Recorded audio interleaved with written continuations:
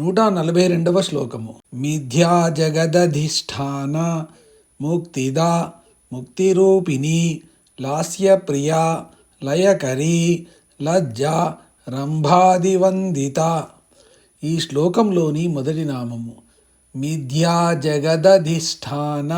ఇది 735వ నామము. ఇది 8 అక్షరాల నామము. ఈ నామంతో అమ్మవారికి నమస్కరించేటప్పుడు మిథ్యా జగదధిష్ఠానాయై నమః అని చెప్పాలి. మిథ్య అంటే మిథ్యాభూతమైన జగత్తుకు, అధిష్టాన అంటే అధిష్టాన కారణముగా ఉన్నది. ముత్యపు చిప్పను చూసి వెండి అనుకోవడము, అలాగే త్రాడును చూసి సర్పం అనుకోవడము, ఇలాంటివన్నీ మిథ్య క్రిందికే వస్తాయి. వెండి అనుకోవడానికి ముత్యపు చిప్ప అధిష్టాన కారణం అవుతుంది. అలాగే పాము అనుకోవడానికి త్రాడు అధిష్టాన కారణం అవుతుంది. అలాగే లేనిది ఏదో ఉన్నట్టు అనిపించే సర్వ జగత్తుకు అమ్మవారు అధిష్టాన కారణం అవుతుంది. ఇటువంటి అధిష్టాన కారణాన్ని సూచించే నామమే ప్రస్తుత నామము. మిథ్య అనేది తప్పు కాదు, అది కేవలం కట్టుబాటు చేయబడిన, అంటే కొన్ని నియమ నిబంధనలకు లొంగుబాటు చేయబడిన సత్యం. భగవంతుడు ప్రసరింపచేసింది మాయ అయితే మానవుడు కల్పించుకున్నది మిథ్య. దేని వలన మోహం పుడుతుందో అక్కడ మిథ్య ఉంటుంది. సగటు మనిషికి మిథ్య లేనిదే బ్రతుకు లేదు, ఎందుకంటే మోహం లేకుండా ఉండలేడు కాబట్టి. అయితే మాయ వల్ల భగవంతుడు దూరమైనట్టు కనబడతాడనుకోవడం తప్పు. భగవంతుడు దూరమవడం వల్లనే మాయ వర్తిస్తుంది. అవ్యక్తాదీని భూతాని వ్యక్త మధ్యాని భారత అవ్యక్త విధనాన్యేన తత్రకా పరిదేవన. 2వ చాప్టర్లో 28వ శ్లోకము. ప్రాణి కోట్లన్నీ పుట్టడానికి పూర్వము కనబడవు, పుట్టిన తర్వాత దేహంతో కనబడతాయి, మళ్ళీ మరణించిన తర్వాత కనబడవు, అట్టివానికే శోకించడము దీనికి అని ఈ శ్లోకానికి అర్థము. సృష్టిలో జీవులు ఇలా శరీరంలో ఉన్నట్లు కనబడటమే మిథ్య. ఈ మిథ్యకు కారణము అమ్మవారు. ఈ జగత్తులోకి అమ్మవారు ఆకార పరిమాణ నామరూపాదులుగా దిగివస్తూ ఈ మిథ్యా జగత్తును అధివసించి ఉంటుంది. వీటన్నిటిలోనూ చివరకు మిగిలేది ఏ ఒక్కటి అయితే ఉందో అది సత్యము. ఆ సత్యమే అయ్యవారు. మిథ్యాభూతమైన జగత్తుకు అధిష్టాన కారణము అని ఈ నామానికి అర్థము. ఈ శ్లోకంలోని తర్వాతి నామము ముక్తిదా. ఇది 736వ నామము. ఇది 3 అక్షరాల నామము. ఈ నామంతో అమ్మవారికి నమస్కరించేటప్పుడు ముక్తిదాయై నమః అని చెప్పాలి. ముక్తి అంటే మోక్షమును, దా అంటే ఇచ్చునది. ఇచ్చేవాడు, పుచ్చుకునేవాడు, ఇవ్వబడేది ఈ 3 ఒకటే అయితే అది ముక్తి అవుతుంది. లేకపోతే అది ముక్తి కాదు, విభక్తం అవుతుంది. శివస్వరూపులైన జీవులందరికీ ఒకళ్ళకొకళ్ళు పార్వతుల్లాగా, అమ్మవారిలాగా కనబడితే ఆ స్థితిని పరాకాష్ఠ భక్తి అంటారు. ఈ భక్తి కలవారికి అమ్మవారు ముక్తినిస్తుంది. రాసలీలలో కూడా ఇంతే. అక్కడ వాస్తవానికి కృష్ణుడు ఉండడు. ప్రతి గోపికకు ఎదురుగా ఉండే గోపిక కృష్ణుడుగా కనిపిస్తుంది.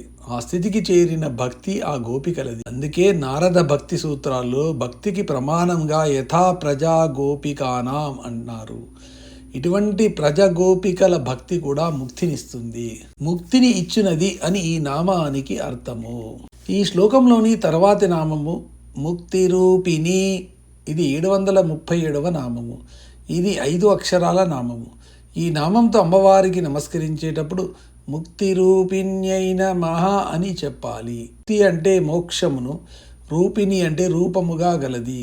అమ్మవారు కేవలం ముక్తిని ఇచ్చేది మాత్రమే కాదు, ఆ ముక్తి స్వరూపము కూడా అమ్మవారే. స్వస్వరూప జ్ఞానము ఎవరికైతే ఉంటుందో వారు ముక్తి స్థితిలో ఉన్నట్లే. జ్ఞానంతో గాని ఇది సిద్ధించదు. అజ్ఞానము చేత కల్పించుకున్న మిథ్యా జగత్ ప్రభావం వలన ఈ జ్ఞానము మనలో కప్పబడి ఉంటుంది. ఎప్పుడైతే ఈ అజ్ఞానము తొలుగుతుందో అప్పుడు స్వస్వరూప జ్ఞానము బాసిల్లి ముక్తి లభిస్తుంది. అజ్ఞానాన్ని తొలగించే జ్ఞానమే ఆ జ్ఞాన స్వరూపిణి అమ్మవారే కాబట్టి అమ్మవారు ముక్తి రూపిణి. ఈ శ్లోకంలోని తర్వాతి నామము లాస్య ప్రియా. ఇది 738వ నామము. ఇది 4 అక్షరాల నామము. ఈ నామంతో అమ్మవారికి నమస్కరించేటప్పుడు లాస్య ప్రియాయై నమః అని చెప్పాలి. లాస్య అంటే లాస్యమునందు, ప్రియా అంటే ప్రీతి కలది. అమ్మవారు చేసే నృత్యాన్ని లాస్యమని, అయ్యవారు చేసేది తాండవమని అంటారు. దీనికి తగ్గట్టుగా ఆడవాళ్ళు లాస్యాన్ని, మగవారు తాండవాన్ని చేస్తే సముచితంగా ఉంటుంది. ఆడవాళ్ళు తాండవం చేసినా, మగవాళ్ళు లాస్యం చేసినా ఎబ్బెట్టుగానే ఉంటుంది. రాణింపు ఉండదు. పైనుండి చూసే అమ్మవారికి ప్రపంచమంతా లాస్యంగా కనబడుతుంది. తన ప్రపంచం అంటే తనకిష్టం కాబట్టి అమ్మవారు లాస్యప్రియ. ప్రపంచంలోని అన్ని రకాల వైవిధ్యాలు, వైరుధ్యాలు, సామ్యాలు, సమన్వయాలు, అభినయాలు, అభినందనలు, ఋతువులు, ఋతుధర్మాలు, గ్రహాలు, లక్షణాలు ఇవన్నీ అంజన దృష్టితో చూసే వారికి ఆనందలాస్యంగా కనబడకపోవచ్చు కానీ నిరంజన దృష్టికి ఇవి అన్నీ ఆనందహీలగానే కనబడతాయి. జీవితం సంగీతమైన వారికి జగత్తులో చైతన్యమంతా లాస్యంగానే భావిస్తుంది. ఈ లాస్యంగా జగత్ చైతన్యాన్ని భావించే వారన్నా అమ్మవారికి ఇష్టము. పరమేశ్వరుని ప్రళయ తాండవానికి అమ్మవారి లాస్యం అనే మలుపు లేకపోతే సృష్టికి నాంది ఏర్పడదు. అందుకే ప్రపంచ స్మృత్యున్ముఖ లాస్యకాయ సమస్త సాంహారిక తాండవాయ అని అమ్మవారిని అయ్యవారిని కలిసి అర్ధనారీశ్వర స్తోత్రంలో ఆదిశంకర్లు అన్నారు. ఈ శ్లోకంలోని తర్వాతి నామము లయకరి. ఇది 739వ నామము. ఇది 4 అక్షరాల నామము.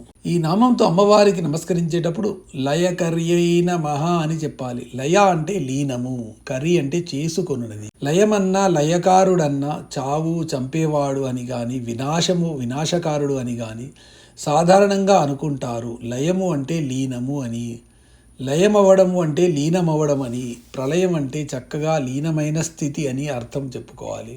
జీవేశ్వర సర్వేశ్వర ఐక్య స్థితిని లయం అంటారు. సమస్త సృష్టి పరమేశ్వరునిలో లీనమై ఉండే స్థితిని ప్రళయం అంటారు. ఈ స్థితి శలవుల్లో ఉండే కళాశాల లాంటిది. లవణాలన్నీ కరిగి ఉన్న నీళ్ళ స్థితి లాంటిది ఈ లయస్థితి. ఈ స్థితిలో ఆ లవణాలన్నీ చచ్చిపోవు, నీళ్ళలో చక్కగా లీనమై ఉంటాయి. ఆ నీళ్లు ఆ లవణాలకు ఏమీ హాని జరగకుండా చక్కగా కాపాడుతూ తనలో ఉంచుకుంటుంది. అలాగే అమ్మవారు కూడా ఈ లయాన్ని అన్ని స్థాయిల్లోనూ వర్తింపచేస్తుంది. ఉదాహరణకి నిద్రపోయినా అలాగే నిద్రలో ఉండిపోయేటట్టు కాకుండా మళ్ళీ మెలకువ తెప్పిస్తుంది. అలసట వచ్చినప్పుడు నిద్రలో లీనమైనట్లు చేస్తుంది. కల్పాలకు కూడా ఇదే లక్షణాన్ని వర్తిస్తుంది. లీనము చేయనది లేదా చేసుకొనున్నదని ఈ నామానికి అర్థము. ఈ శ్లోకంలోని తర్వాతి నామము లజ్జా. ఇది 740వ నామము. ఇది 2 అక్షరాల నామము. ఈ నామంతో అమ్మవారికి నమస్కరించేటప్పుడు లజ్జాయై నమః అని చెప్పాలి. లజ్జ అంటే నిరహంకార వినమ్ర లక్షణం. ఇంత సృష్టి చేసిన అమ్మవారికి ఏమాత్రము అహంకారం లేదు. ఏదైనా గొప్ప పని చేసినప్పుడు కానీ చేయించినప్పుడు కానీ అహంకారం పడటం కానీ గర్వపడటం కానీ సాధారణంగా మనం చూస్తాం. దానికి విరుద్ధ లక్షణమే వినయము, వినయము. ఈ వినయ లక్షణాన్ని తెలియపరిచే వాటిలో లజ్జ ఒకటి. ఎంత గొప్ప పని పెద్ద పని చేసినా ఇంతే చేయగలిగాను అని బిడియపడటము లజ్జా లక్షణం కిందికి వస్తుంది. కుల స్త్రీలకు లజ్జ అలంకారము, స్త్రీలకు సిగ్గే సింగారం అని కూడా అంటారు. సిగ్గుపడటము ఒక సుకుమారమైన ముగ్ధత్వ లక్షణము. మగవారు మోటుగా ఉన్నా పర్వాలేదు కానీ ఆడవారు మోటుగా ఉంటే బాగుండదు. స్నిగ్ధత్వము ముగ్ధత్వము కలిసిన లాలిత్యం ఉంటే దానికి లజ్జా లక్షణము అప్రయత్నంగా తోడవుతుంది. స్త్రీలలో ఈ లజ్జా లక్షణముగా అమ్మవారు ఉంటుంది. 1 లజ్జా లక్షణము కలది, 2 స్త్రీలలో లజ్జారూపంగా ఉండునది అని ఈ 2 అర్థాలు చెప్పుకోవచ్చును. ఈ శ్లోకంలోని చివరి నామం రంభాదివందిత. ఇది 741వ నామం. ఇది 6 అక్షరాల నామము. ఈ నామంతో అమ్మవారికి నమస్కరించేటప్పుడు రంభాదివందితాయై నమః అని చెప్పాలి. రంభ అంటే రంభ మొదలైన అప్సర స్త్రీల చేత వందిత పూజింపబడునది. రంభ, ఊర్వశి, తిలోత్తమ, మేనక మొదలైన వాళ్ళందరినీ అప్సర స్త్రీలు అంటారు. వీళ్ళు సంగీతంలోనూ నృత్యంలోనూ బాగా ప్రసిద్ధులు. వీరు లేకపోతే ఇంద్రుని సభకు శోభే లేదు. దేవేంద్రాదులందరినీ వీరు తమ గానాలతో నృత్యాలతో వినోదింపజేసి ఆనందింపజేస్తారు. వీరిని దేవ విలాసీనులని, దేవవేశ్యలని అంటారు. వీరందరి చేత అమ్మవారు సేవింపబడుతుంది.